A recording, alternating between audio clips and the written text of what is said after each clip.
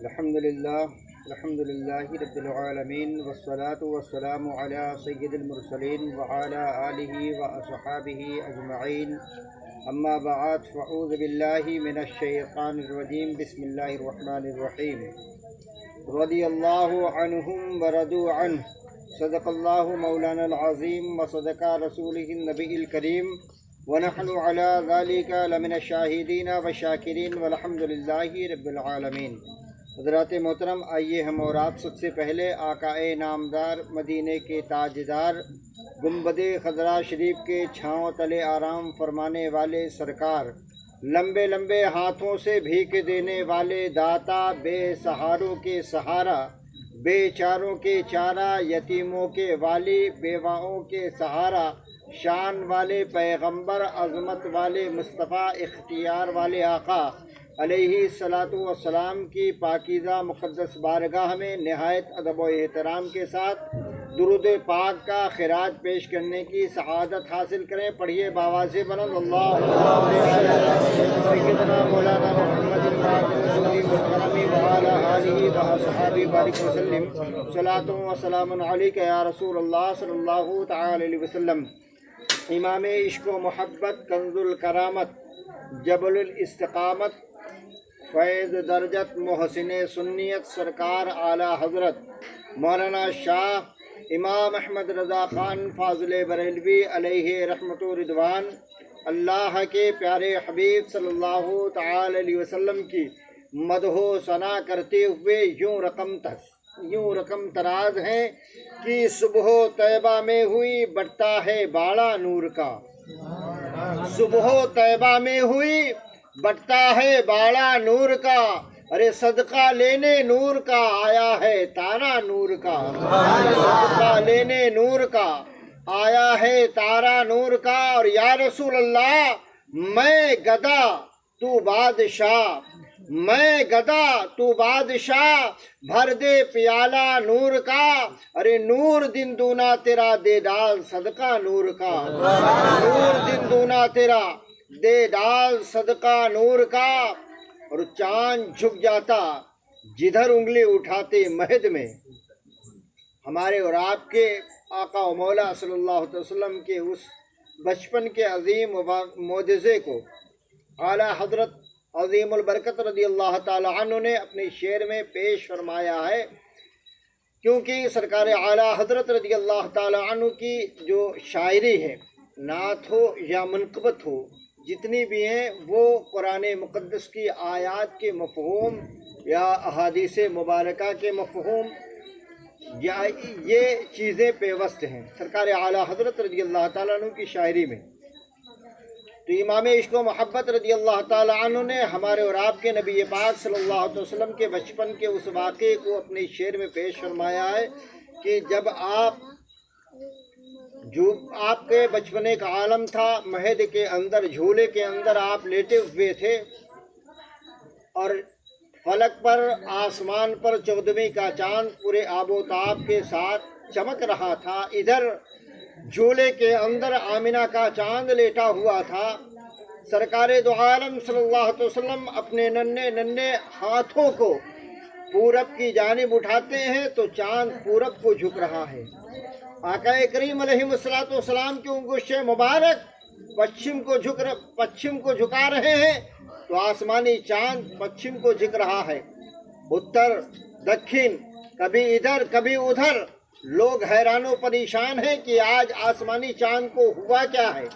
یہ گردشیں کیوں کر رہا ہے، کبھی دائیں کبھی بائیں جھک کیوں رہا ہے۔ حجاز مقدس کے لوگ حیران و پریشان جب یہ آواز سیدہ حضرت بی بی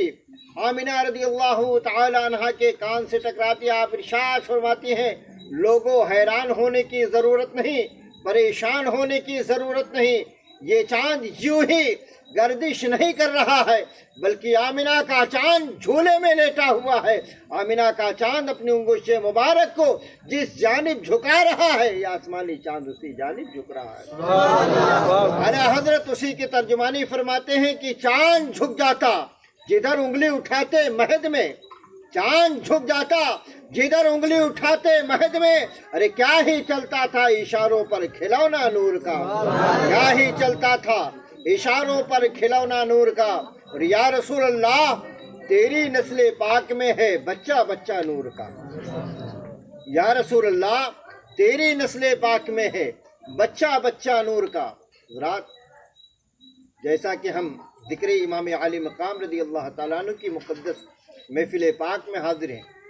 اعلیٰ حضرت امام عشق و محبت کیا فرما رہے ہیں؟ یا رسول اللہ آپ کی نسل پاک میں بچہ بچہ بھی نور والا ہے۔ سرکار امام حسین رضی اللہ تعالیٰ عنہ کے تعلق سے ایک محدث ایک مفکر ارشاد فرماتے ہیں کہ امام حسین رضی اللہ تعالیٰ عنہ جب کبھی تاریکیوں سے گزرتے تھے، جہاں اندھیلا ہوتا تھا، تو آپ کی پیشانی مبارک سے روشنی کی شعاعیں پھوٹا کرتی تھی، آپ کی پیشانیوں سے نور نکلتا تھا اور قریب کی جگہ روشن ہو جایا کرتی تھی۔ جبھی تو اعلیٰ حضرت ارشاد فرماتے ہیں یا رسول اللہ ارے تیری نسل پاک میں ہے بچہ بچہ نور کا، اور تو ہے عین نور، تیرا سب گھرانہ نور کا۔ کیونکہ آقا کریم علیہ الصلوۃ والسلام جب تبسم فرمایا کرتے تھے تو کوئی اور نہیں بلکہ ہم تمامی مسلمانوں کی ماں ام المومنین حضرت عائشہ صدیقہ رضی اللہ تعالیٰ عنہ خود اس حدیث کے راوی ہیں، ارشاد فرماتی ہیں کہ نبی کریم علیہ الصلوۃ والسلام جب تبسم فرمایا کرتے، ایک مرتبہ میری سوئی گم ہو گئی تھی اور تاریکی اندھیرا ہونے کی وجہ سے میں اسے کھوج نہیں سکی، ڈھونڈ نہیں سکی۔ آقا کریم علیہ الصلوۃ والسلام نے تبسم فرمایا، آپ کے دندان مبارک سے ایسی روشنی نکلی کہ میری گمشتہ سوئی مل گئی، نظر آ گئی۔ نانا کا عالم یہ کہ مسکرا رہے ہیں تو سوئی جو ہے تاریکیاں چھٹ رہی ہیں، اور نواسے کا بھی عالم دیکھیے کہ اگر اندھیرے میں گزر رہے ہیں تو پیشانی مبارک سے ایسا نور ظاہر ہوتا ہے کہ اندھیرا چھٹ جاتا ہے، روشنیاں بکھر جاتی ہیں۔ یا رسول اللہ تیری نسل پاک میں ہے بچہ بچہ نور کا، ارے تو ہے عین نور، تیرا سب گھرانہ نور کا۔ اور اے رضا یہ احمد نوری کا فیض نور ہے، اے رضا یہ احمد نوری کا فیض نور ہے۔ ہو گئی میری غزل بڑھ کر قصیدہ نور کا، ہو گئی میری غزل بڑھ کر قصیدہ نور کا۔ صبح طیبہ میں ہوئی بڑھتا ہے باڑا نور کا، صدقہ لینے نور کا آیا ہے تارا نور کا۔ درود پاک پڑھ لیں، اللہم صلی علی سیدنا مولانا محمد المعدن الجودی والکرم وعلی آلہ واصحابہ وبارک وسلم، صلاۃ و سلام علیک یا رسول اللہ صلی اللہ تعالی وسلم۔ حضرات محترم، ہماری اور آپ کی یہ خوش بختی ہے، خوش نصیبی ہے کہ سرکار امام عالی مقام رضی اللہ تعالی عنہ کی ذکر کی پاکیزہ محفل پاک ہمیں اور آپ کو میسر آئی ہے۔ شانہ کربلا یہ ایسا واقعہ ہے جو پیش آیا، شانہ کربلا کے بعد ایسا واقعہ، ایسا شانہ رہتی قیامت تک دنیا میں نہیں پیش آ سکتی۔ سرکار امام عالی مقام رضی اللہ تعالی عنہ نے صبر کا دامن تھام کر جس امتحان سے گزرے ہیں،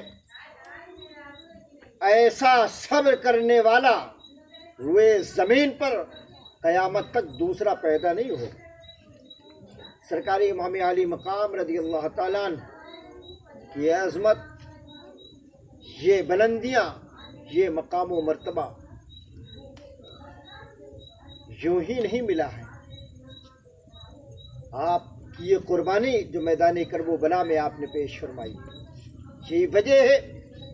کہ خود پروردگار عالم جو ہے سرکار امام عالی مقام رضی اللہ تعالیٰ عنہ، نبی کے اپنے محبوب کے ان پیارے چہیتے نواسوں سے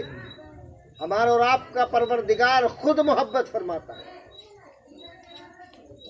دلیل کے طور پر واقعہ آپ ملاحظہ فرمائیں،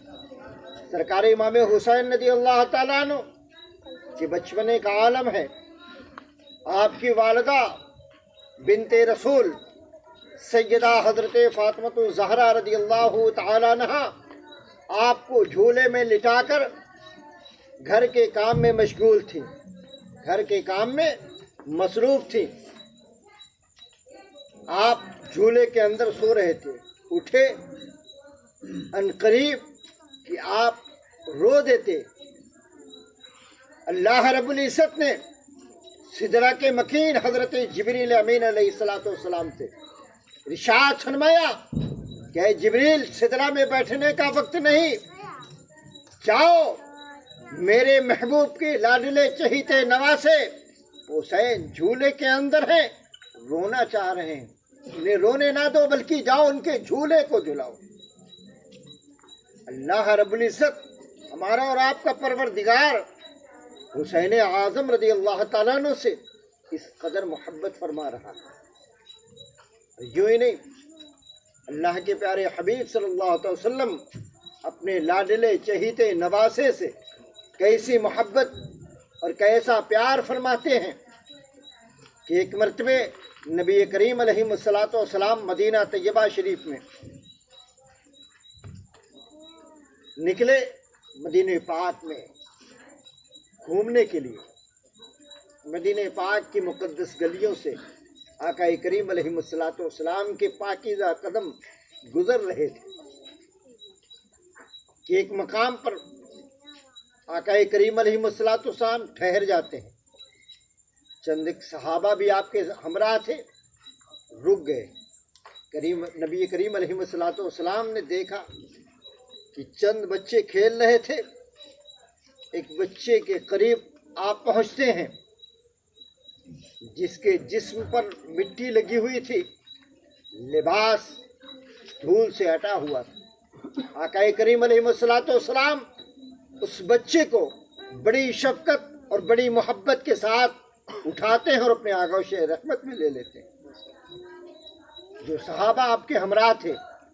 ایک صحابی آگے بڑھ کر عرض کرتے ہیں، یا رسول اللہ صلی اللہ علیہ وسلم،